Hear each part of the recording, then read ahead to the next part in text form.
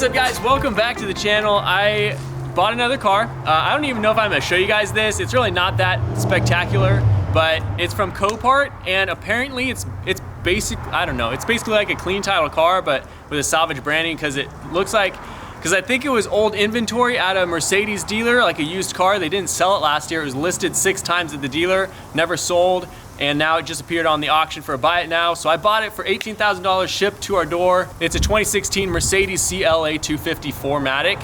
And so it's a pretty cool car, but it's just kind of like a commuter for us.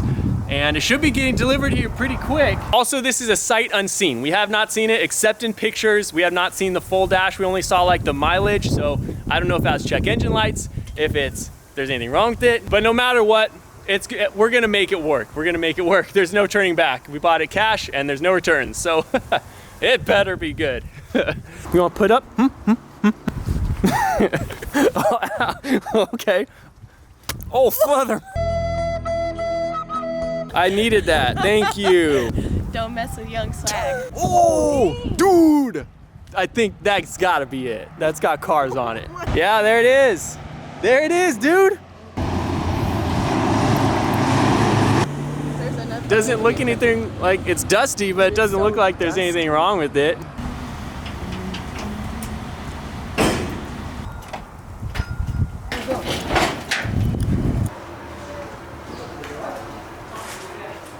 Let her go. Yeah, it's no brake, no brake. You're good, you're good. There's no reading at all.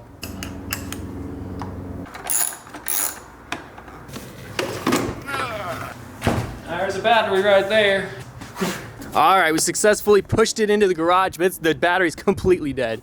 So we're gonna run over and get ourselves a new one. All right, we just picked ourselves up a brand new battery. This thing is surprisingly big for a 4-cylinder car. I know it's a pretty powerful 4-cylinder. It's like 230 horsepower, I think, like 270 foot-pounds of torque. For a 4-cylinder, that's not bad. Let's get this thing installed and see what it does.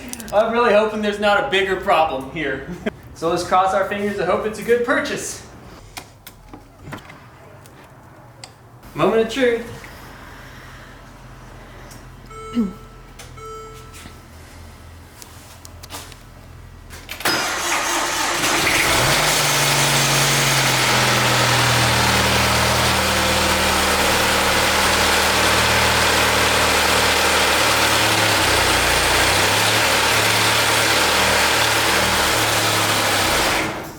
Oh, it's something smoking. Yeah, I can smell it.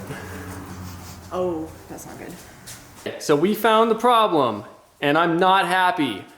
Copart did not list undercarriage damage on the listing, and the oil pan is broken. No oil in the engine, and I'm sure people have been trying to crank it up and run it with no oil, so.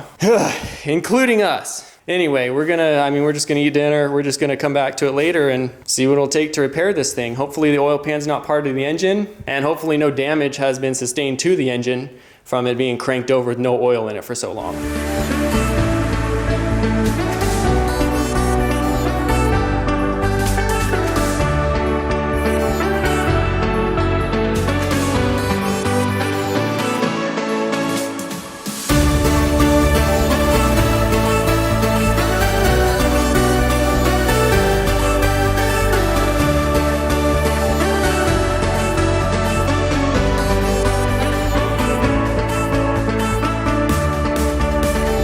It's been a couple days. We got the car washed just kind of as motivation to get this thing, you know, up and running and whatnot. But I do have a message for Copart. F you guys. Thank you so much for sending me undisclosed damaged car with the seized engine. Yeah, I learned my lesson the hard way this time. You know, buying sight unseen. I had never seen the car. The auction was ending the next day. It was in San Diego. Couldn't have made it down there anyway. So I don't think the damage is too much. I looked into the engine problem and I watched the footage of it again, and it doesn't seem like there's actually much damage in the engine, hopefully not. But because the engine does turn over, the starter motor and stuff, I think it's gonna be okay. But there is concern with, you know, bearings being shot in the engine now, who knows. Anyway, I talked to my brother. He said that just put some oil in it and start it up again. I was gonna take off the spark plugs and stuff and put some oil in the cylinders, that kind of thing, but he's just like, nah, just put some oil in it and start it up, see what happens, let it run with oil in it. So I'm basically just gonna patch the oil pan temporarily, you know, just enough to hold the oil and run the car and see if there's actually any damage. Because if there is actual damage, I need to get the engine rebuilt. There's no reason to change out the oil pan right now anyway, because they'll be taking all that stuff off. But if the engine's good, then I'll grab an oil pan. It's about $150 and do it the right way. So let's get to it. I'm gonna patch this. I've never tried doing this before, so we'll see how it turns out. And I'm hoping it turns out well. All right, so with the car up on ramps, you guys can see we got a little bit more space to work now. Here's the oil pan down here. Like, who doesn't disclose this damage? They clearly knew about it. You guys can see over here underneath the car, somebody had to go underneath the car and somebody knew about that clearly. And on the body, they actually circled a lot of stuff that wasn't even damaged, just to basically, for the listing, to put it as, you know, minor dents and scratches. That's the primary damage. Had no secondary damage listed. And so they just circled a bunch of stuff on the car that had no damage just for the listing. And I mean, clearly they knew about this, but they didn't disclose it. Probably because the engine did turn over and it probably ran a little bit for them too without the oil. So they called it run and drive, circled a bunch of not damaged stuff and called it damage and didn't disclose this. Buy it now. All right, so here's the oil pan here. You guys can see it's got a pretty solid hit to it, but everything else looks great. No damage anywhere else, so I think we're good. Let me just patch this thing up. We'll slap some oil in it and see if it'll crank over. I'm really hoping that it cranks over because the starter motor was having a hard time turning this thing over. So we'll see what happens. Let's do it. Out with the old and in with the new. Got a full dipstick. Awesome. Let's see how the repair is doing down here. All right, there's a touch of oil leaking, but that'll do the job. So I'll call that good. Let's try to get this thing started. It starts up and runs really bad. I'll probably just turn it off. This is definitely a testing stage. If it starts up, and I mean, we want to know how it sounds. We'll definitely refer to this footage later. I mean, filming the dash in case it's popping up codes that I'm not paying attention to. And yeah, well, we'll just see how it goes. I think we're rolling.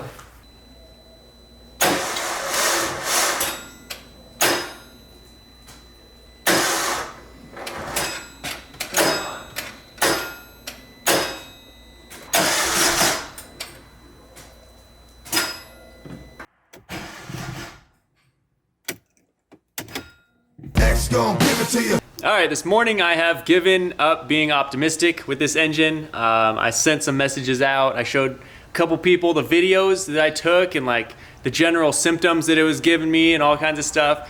And basically, the resounding answer was, engine's done, bro. Engine is gone. But my brother knows everything there is to know about engines and cars, and he's like, yeah, it's dead. It's done. So I've given up being optimistic, kind of jacked up that Copart is able to get away with stuff like this because they sell it as is, where is, you know, buyer beware, I guess, right? And but I can't believe that they listed it run and drive with no damage other than minor dents and scratches, which were clearly fraudulently placed on the car. And they were able to sell it just like that. So buyer beware, don't ever buy a car like that, cash, sight unseen. So that's a situation. I'm gonna make some calls. I need to, cause like I have to repair this thing at this point. Like I'm in at 18,000, so like I have to fix it.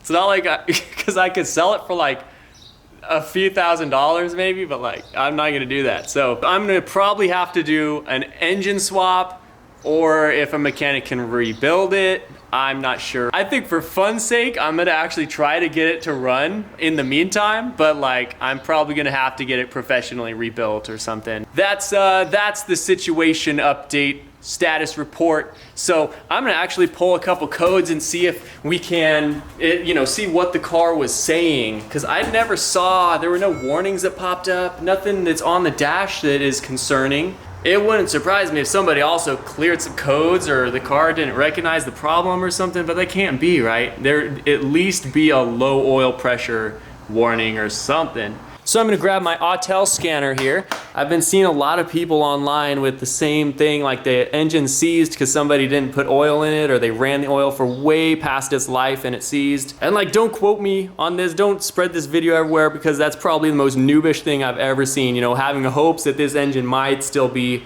running condition. So don't quote me on that. I'm just doing this for fun's sake while it's still here, and I wasted 6 quarts of good oil in it. And the sad part is this car is actually really nice. I really like this car. And it's like the top trim of this model, and it's a dang nice car. And I am so disappointed that this is the case and that Copart is able to get away with this kind of crap. But honestly, I am so blessed to be in a situation where I could buy this car cash, have it shipped to my door, and experience just sitting in one of these. Most people, I mean, even in the United States, most people don't in their lifetime get to sit in nice cars, and especially don't get to own them. You know what I'm saying? So as disappointed as I am, I still take it. You know, I'm like, it's disappointing, but I realize that there's bigger things in life than, you know, the car came and it had a shot engine, you know? There are worse things that could happen. At the end of the day, it's nothing, it's no big deal, honestly. And when I say this is a nice car, I really do mean it's a nice car. It's got like the interior premium package, and it's got like the sport package. It's got the paddle shifters right here. Just overall, it's just it's a sweet car. It really is. I never thought I would say that about, you know, a C-Class. I always hated on them just for fun, you know, a C-Class or whatever, but this is actually a very nice car, and I can see why they still sell for like $29,000 at dealerships. And this was really my first kind of like modern nice car. I have a 2008 SL500 that I absolutely love for the engineering mostly, but like this has all the tech, all the goodies, everything you want from a modern car basically. So you can choose what like driving mode you want from that. Oh, that's pretty cool. Ambient light color, that's hilarious. Let's see what we can choose. Oh dude, that's crazy. You can actually push this. It's like a joystick. What? I didn't even know that. I thought it was just spin and push. I just want to show you guys kind of the interior of this car and how nice it really is. It's very disappointing that this wasn't a run and drive car like it was advertised. For sure, for sure. Oh no, motor electronics. There's a big exclamation point. Oh no. Oh no. Wow. Okay. You know, I realize all these probably are stored codes. We just changed the battery out. So I'm gonna go ahead and just do a quick erase. All right, it looks like there is only one thing left that's wrong, and it's gonna be the oil actuation valve. Yeah, the actuation valve and the oil pump in the combustion engine has an electrical fault or open circuit. Well, it looks like they're all gone. I'm gonna rescan it. I know they, you know, may come back after a certain number of miles, but the Autel does a really good job of actually finding current codes stored, even if you just erase them and it rescans the unit. So let me rescan this thing and see if anything changes. Oh, this is so much nicer. Oh, that is how a new car freaking should be. Hey, I need to get a Mercedes engine rebuilt. Do you guys do that or swapped? Okay. Okay, no, you're fine. Thank you. Bye. I have a Mercedes that the previous owner ran without oil, so I'm looking for an engine replacement or rebuild. Do you guys do that? It's a 2016 CLA 250. It's a 4-cylinder, turbo 4. All right, so I called about 10 or 12 different shops, started with Mercedes-Benz, and they said they can get a remanufactured motors, they don't do used, and those cost $8,000 for them to get. There's currently one in LA, but they also do charge $210 per hour. So it's $8,000 plus however much time they put into it at $210 an hour. And I can imagine this will take them at least a few days. So by that math, if it took them 48 hours, which is 2 days at $210 an hour, it would be approximately $10,080. And if I'm sourcing an engine for $8,000, it's almost $19,000 cost. I'm sure there'd be some additional unknown, unforeseen fees too for some reason. But there are other shops who source used motors and they charge about $130 per hour. And I know those shops may take longer working on it. So I don't know if I should pay Mercedes or if I should pay an independent shop. But the upside of doing an independent shop is that they can find a cheaper motor, but remanufactured motors, I would assume, are just a little bit better since they, you know, are redone professionally and whatnot. And a used motor, you don't really know what you're getting, I guess. So there's upsides to either way, but like $18,000 to $19,000 for an engine swap from Mercedes-Benz, probably not worth it at all. I mean, at that point I should just scrap this car because I've already got $18,000 into it. That's basically $10,000 over what this car is worth as it sits, you know, running and driving. But if I do it at an independent shop and, you know, it costs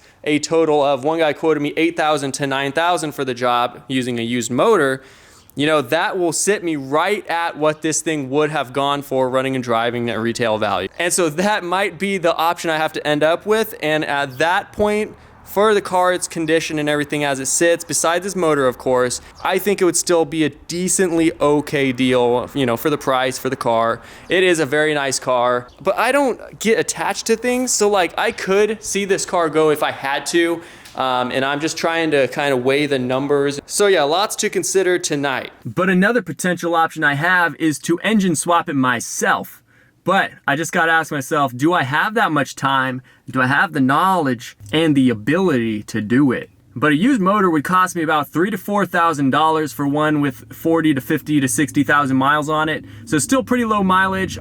This car had 32,000 miles on it, so it's like still a brand new car. So if I were to do an engine swap and do it myself, it would cost me anywhere from $3,000 to $5,000, probably realistically with all the stuff included. So that is also something to consider. I just don't know if I have the time or knowledge to do it.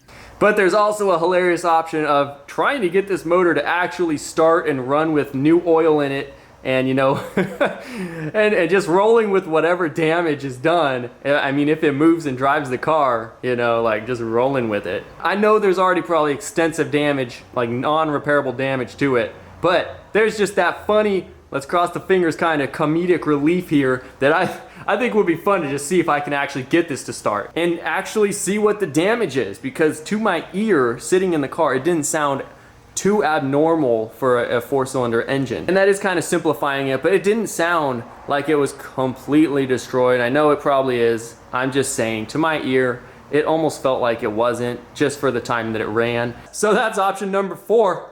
Just roll on a damaged motor. What could go wrong there? That's right, nothing. So that's pretty much gonna wrap it up. This car is such a nice car that I do wanna see it run and drive, and I do wanna keep it as a commuter for years to come. And I thought that's what was gonna happen. You know, when I purchased it, run and drive, you know, minor dents and scratches, no secondary damage, no seized engine, no mechanical failures. Thank you, Copart, for sending me such a lovely vehicle. And maybe if I get enough subscribers, we can make Copart put a check engine oil on their inspection list while they're testing the cars. Wouldn't that be something? That they check the oil before they start them and list them as run and drive. Wouldn't that be something? Wouldn't that be something?